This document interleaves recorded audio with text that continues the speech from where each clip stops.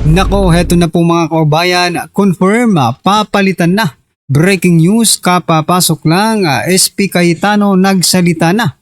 New Blue Ribbon, Pia Cayetano. Aba, yan po mga kababayan ang ating alamin sa video ito. Pero bago pong lahat mga kababayan, palike naman po ng video ito.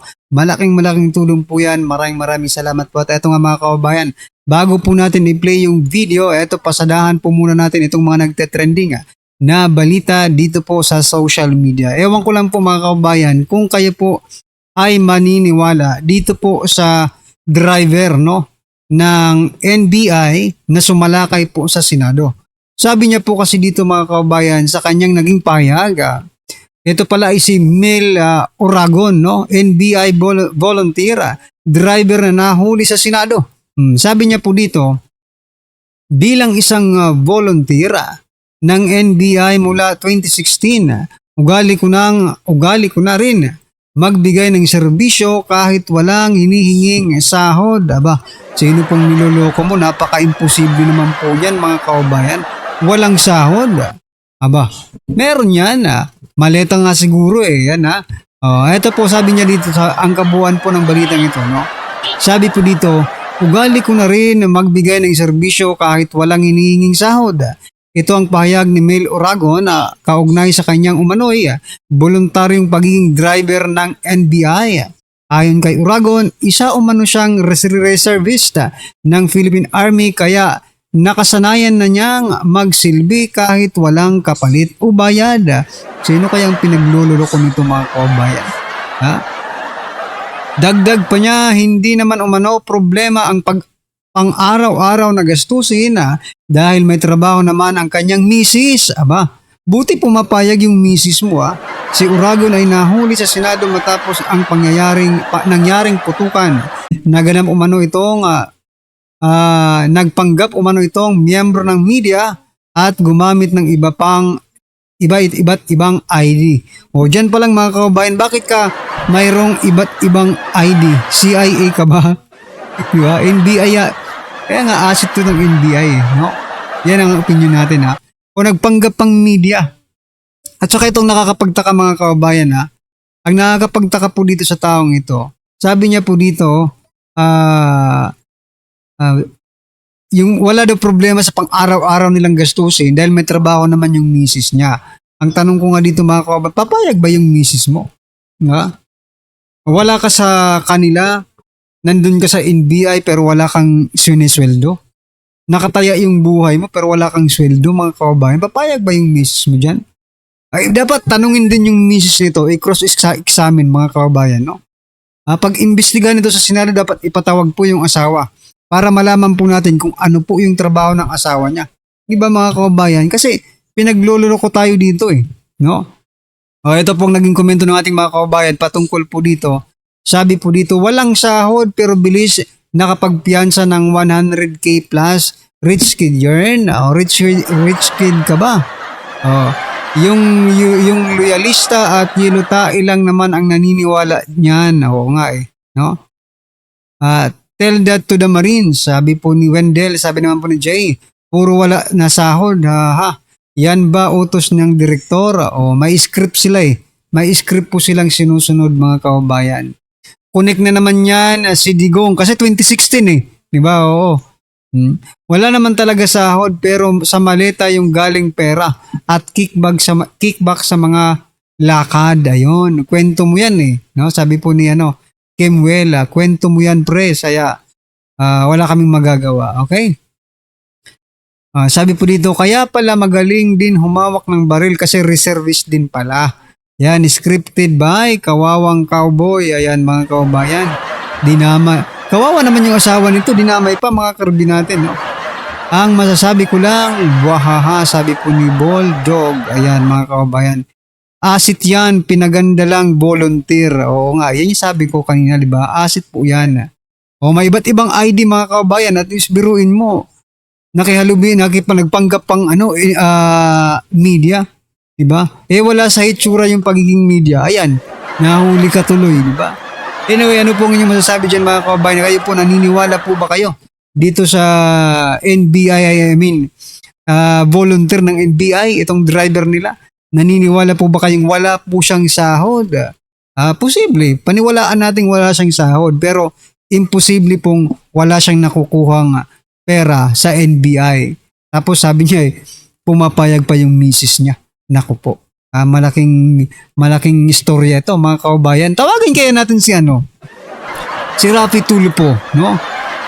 Para ayusin yung pamilya nito mga kaubayan. Diba si Rafi Tulfo magaling po mag-ayos ng mga pamilya? Yung misis nito talagang hindi papayag yun eh.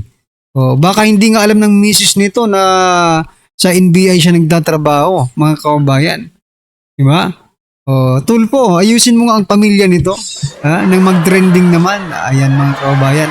Anyway, eto naman mga karibi natin, pag-usapan din po natin ito, si Matibag. Ayan Si Matibag gusto pong suspindihin si Cayetano. Biruin mo yan mga kaubayan. Sila na nga itong umatake sa Senado. Sila pa itong may gana talagang magsabing suspindihin si Cayetano. Ito pong balita mga kaubayan. Sabi po dito, Matibag sinuspindi rin pinasususpindi rin si SP Cayetano. Sabi niya po dito, I'm the head of NBI kaya dapat daw suspindin ako. Kung ganoon po, yung magiging basihan, ang unang suspindihin dapat si Senator Alan Peter Cayetano dahil command responsibility niya si Sergeant at Arms. Ayan mga kaubayan. Pero teka lang, Matibag. Ang Senado po ay pag-aari po ng mga senador. For example, hindi example, talagang pag-aari po nila yun kasi premises nga po nila yun, di ba? Ang NBI pumasok sa lado, di ba? Sa lado ng Senado, sa premises ng Senado, without any coordination at sina-challenge na, sino kayo, magpakilala kayo. Hindi nagpakilala, pumorma pa. Ayan nag-warning shot po yung Sergeant at Arms, no? Ngayon, ang tanong po dito, mali po ba yung ginawa ni General Aplaska mga kaubayan sa kanyang pagwa-warning shot doon sa mga tauhan ni Matibag? I think hindi mga kaubayan. Kasi tulad ng bahay natin, no? Kumbaga self-defense ang ginawa ni Aplaska. Warning shot mga kaubayan. Ngayon, kung sino pa yung sumalakay mga kaubayan, kung sino pa yung sumalakay sa Senado, siya pa po mga karibi natin ang may lakas ng loob na ipasuspindi si Senator Alan Cayetano, si Senate President Alan Cayetano. Samantala, hindi po sila nakipag-coordinate kay Senate President Cayetano. Kanino po sila nakipag-coordinate? Kay former Senate President Soto. Diba? Huling-huli na kayo, pumapalag pa. Huling-huli na. Diba? Rumarason pa. Sa bagay, abogado to Diba? Abogado to, kaya lahat ng sasabihin mo, meron niyang katumbas na iriribat sa'yo si Matibag. Abogado to magaling tong lumusot kahit huling-huli na mga kababayan. Pero ito pong naging opinyon naging komento ng mga netizens patungkol po dito. Sabi po dito ni Asok Marie, mas mataas pa ata siya sa senador. Ayan baliktad umakyat ang tais sa utak, sabi po ni Emya.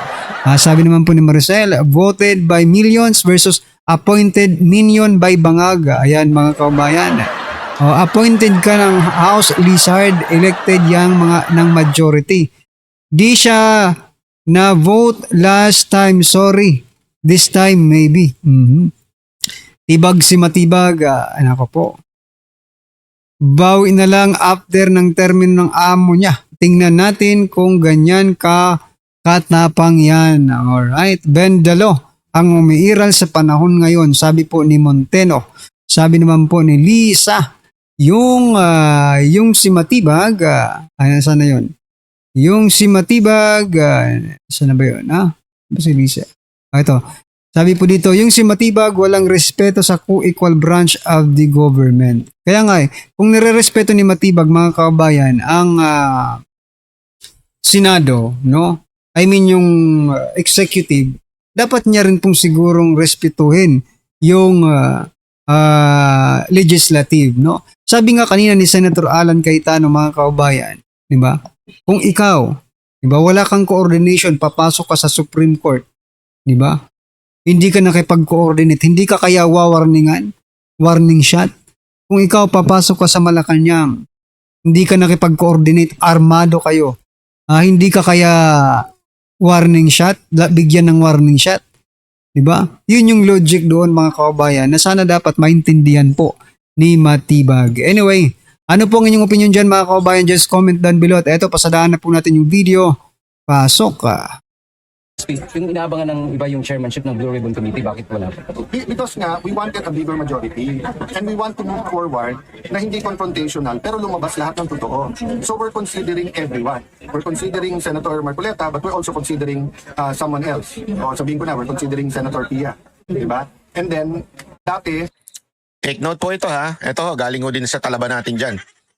Hindi po yung support na Tweety Bird ni Palsis.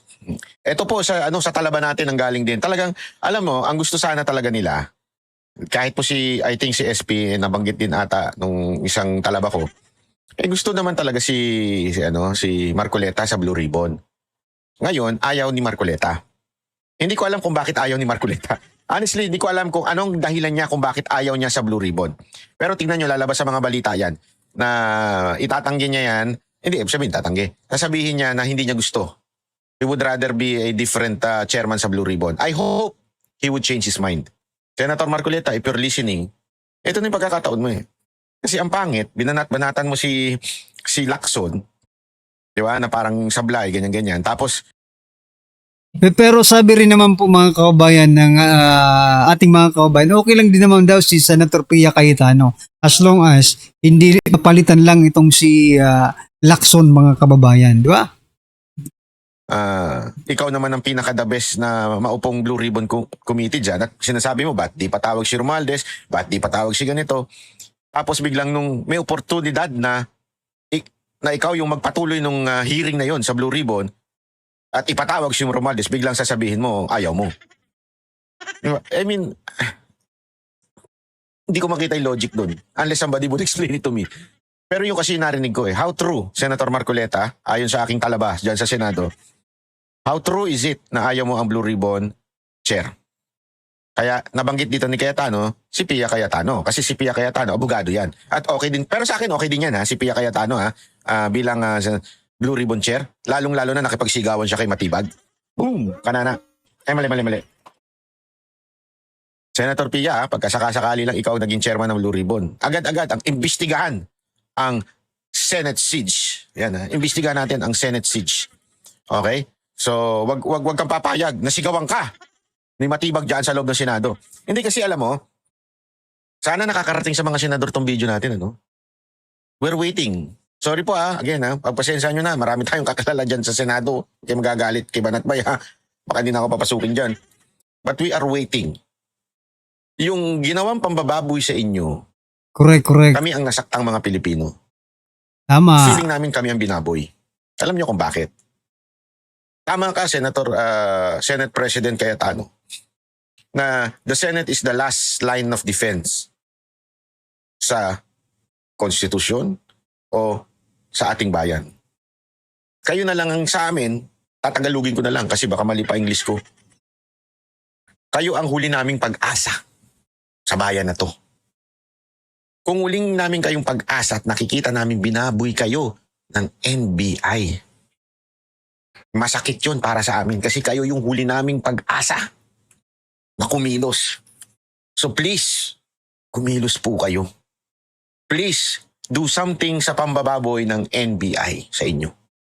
flood control lang. Now we have to investigate yung ginawa ng NBI. So sa rules pa namin bibigay yun sa Blue Ribbon. Diba?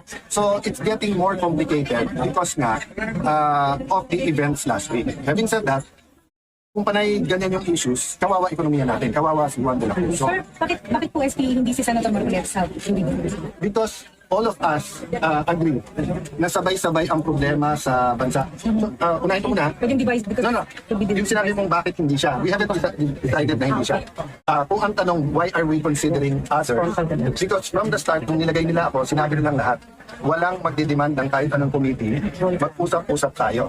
So, meron din mga nagsasuggest na we will prioritize the flood control together with other economic and other issues. For example, yung agriculture, yung mga smuggling, etc. na nakakabaksak sa atin. So I haven't Correct, talked correct. to them, but all of them, Senator Tia, Senator Marcoleta, all of them said, SP, discuss lang, but we're all open. So that's Pero why I'm okay going rin to naman, focus di si ngayon. Pia So Cayetano, maybe it may di ba? not be. So we haven't decided the one to o siya ilagay. So karamihan ng binasa natin today ay yung mga dati na, except for a few. Sa akin, last question. Ano ba yung yung suspension order ng ombudsman? We're going to discuss it. Kasi pupunta after the senators, ininit ko yung bagong secgen tapos yung legal. No, ito. Pagkatapos ay tila ang kakasuhan na ito si sino ba ito? Si Jinggoy. Estrada. O si Naku Jinggoy. po. Ito, pakita natin. Aha. Kasi na yun? Nawala. Grabe nga mga kababayan, no? Grabe po yung panggigipit nila, no? Sabi nga po sa balita kanina, no, napanood ko, kabubuo lang po ng Brave 13, no? Ngayon, nabawasan po si Senator Bato, bali 12 na lang po sila. Sabi po, mababawasan na naman ang kampo ni SP Cayetano. Dahil sa kinasuhan daw. Kakasuhan na itong si Senator Jinggoy Estrada, mga kababayan. Ay, grabe po talaga mga nangyayari, no? At saka isusunod pang araw si si Villanueva. Diba? Diba kasi kasama yan Kasama sa script nila yan, mga kababayan. Anyway, ano pong inyong opinion, reaction patungkol po sa video ito, mga karabin natin? Just comment down below. At syempre, huwag pong kalimutang i-like ang video ito. Malaking tulong po yan. Maraming salamat po.